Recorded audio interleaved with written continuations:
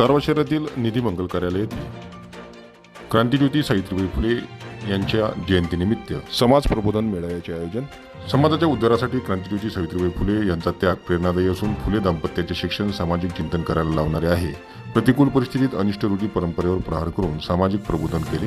त्या महामानवाच्या क्रांतिकारी विचाराचे आचरण करण्याचे आवाहन प्रसिद्ध वक्ते डॉक्टर नागेश गवडी यांनी केले। समता परिषद तथा माडी महासंघाच्या वतीने आयोजित क्रांतिज्योती सावित्रीबाई फुले यांच्या जयंतीनिमित्त कार्यक्रमात ते बोलत होते।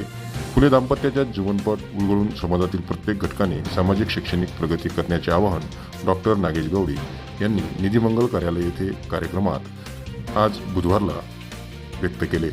कार्यक्रमाच्या अध्यक्षस्थानी अखिल भारतीय माडी महासंघाचे प्रांताध्यक्ष ॲडव्होकेट राजेंद्र महाडोळे, उद्घाटक महात्मा फुले समता परिषदेचे विभागीय अध्यक्ष प्राध्यापक अरविंद गाबणे, प्रमुख वक्ते डॉक्टर नागेश गवडी, तर प्रमुख पाहुणे म्हणून अष्टविनायक अर्बन बँकेचे अध्यक्ष गणेश राऊत, सामाजिक कार्यकर्ते विठ्ठलराव नागतोडे आदी मान्यवरांची मंचावर उपस्थिती होती।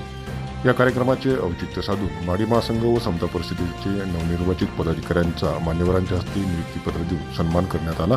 दरम्यान दारवा शहरातून भव्य रॅली काढण्यात आली। यावेळी युवकांची शिस्तबद्ध बाईक रॅली तसेच महात्मा फुले व सावित्रीबाई फुले यांच्या वेशभूषेतील सौ रोहिणी राऊत व अतुल राऊत यांनी सर्वांचे लक्ष वेधून घेतले होते।